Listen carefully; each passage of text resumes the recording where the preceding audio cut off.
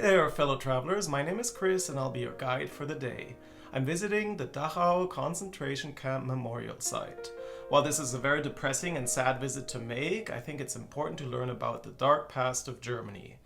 There is a lot to see and learn here at this memorial site, and you can easily spend half a day wandering the grounds, going through the exhibits and the buildings of the former concentration camp.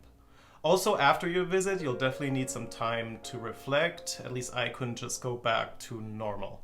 On this tour, I'll give you an overview of what happened here between the years of 1933 and 1945.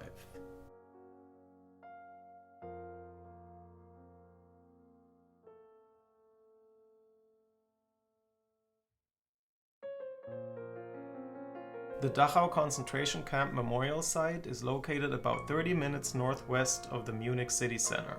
Admission to the site is free, but if you drive there is a small parking fee, and hours are from 9 a.m. to 5 p.m.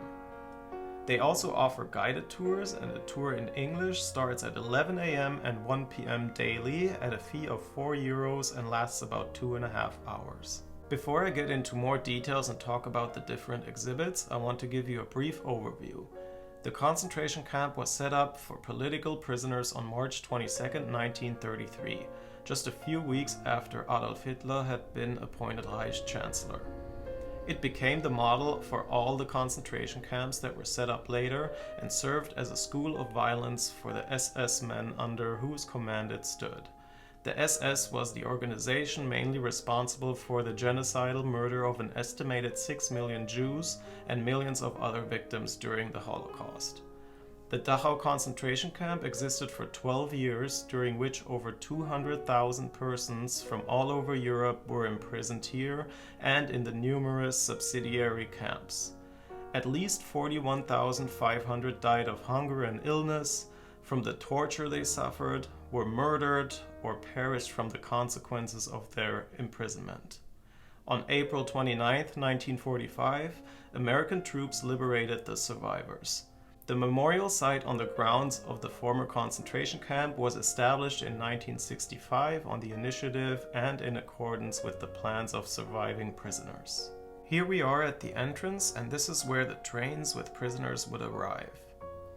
Every newly arrived prisoner had to pass through this iron gate with the inscription "Arbeit macht frei," work sets you free. This saying reflected how the Nazi propaganda aimed to downplay what took place at the concentration camp, presenting it as a work and education camp. The big open space is the former roll call square, where prisoners had to stand for hours every day regardless of what kind of weather it was. Many prisoners were too weak to endure the torture, which caused them to collapse and die. The main exhibition is in the former maintenance building. It focuses on the fate of the prisoners, their arrival, life in the camp, and the path that led to their death or liberation.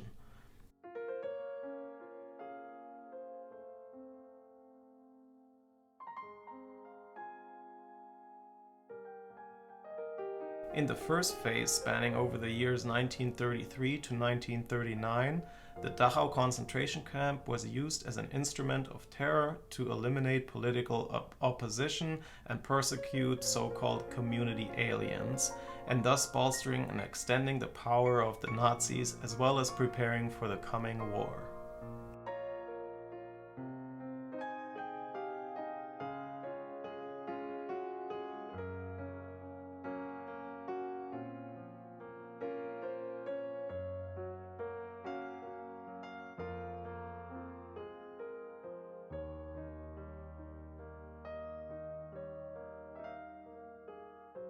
In the second phase from 1939 to 1941, during the years of German military success in the war, the concentration camps were turned into a tool of war policy. Prisoner labor became an instrument of extermination, with prisoners no longer able to work sent to killing centers, while the camps became execution sites where the highly educated groups with influence and elites of those regions under German occupation, along with Soviet prisoners of war, were murdered.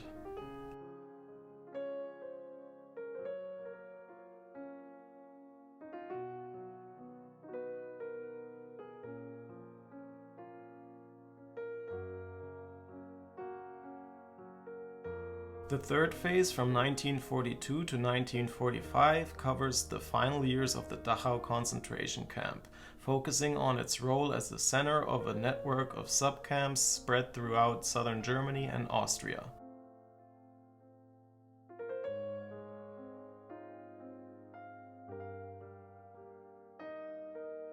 Liberation brings this phase to an end.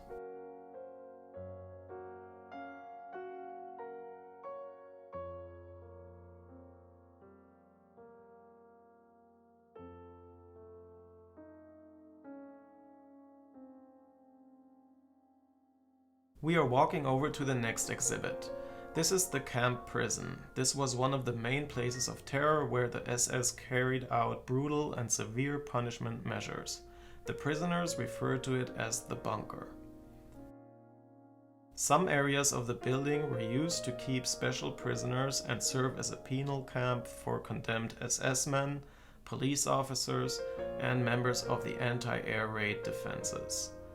Information on the history of the building and its function, the prisoners held there, and the responsible perpetrators is presented in the duty rooms in the middle of the building and selected cells. Some of the cells are dedicated to Georg Elsa, who failed in an attempt to assassinate Hitler.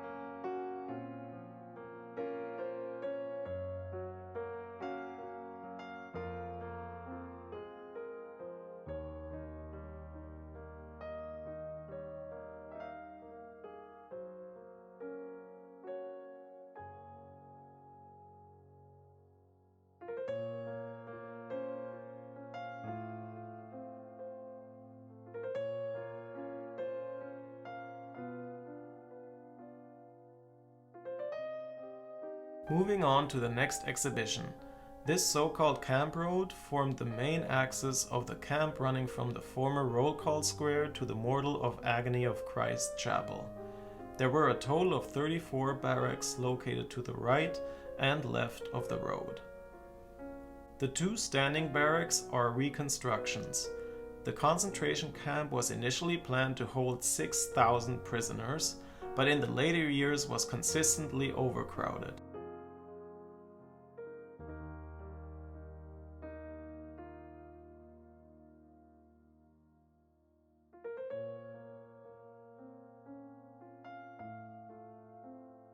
Especially from 1944 onwards, the living conditions worsened drastically, with diseases spreading rapidly and people dying of hunger.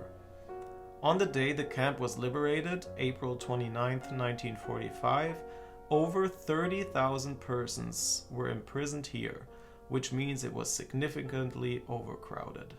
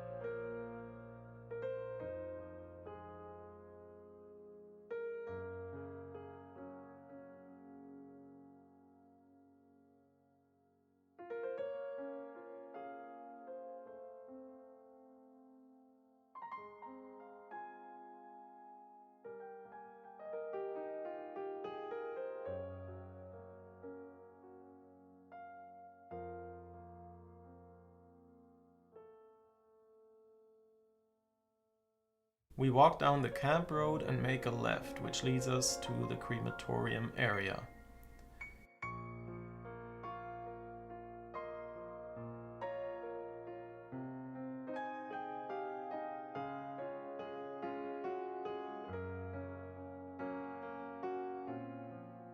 This is the first crematorium from 1940.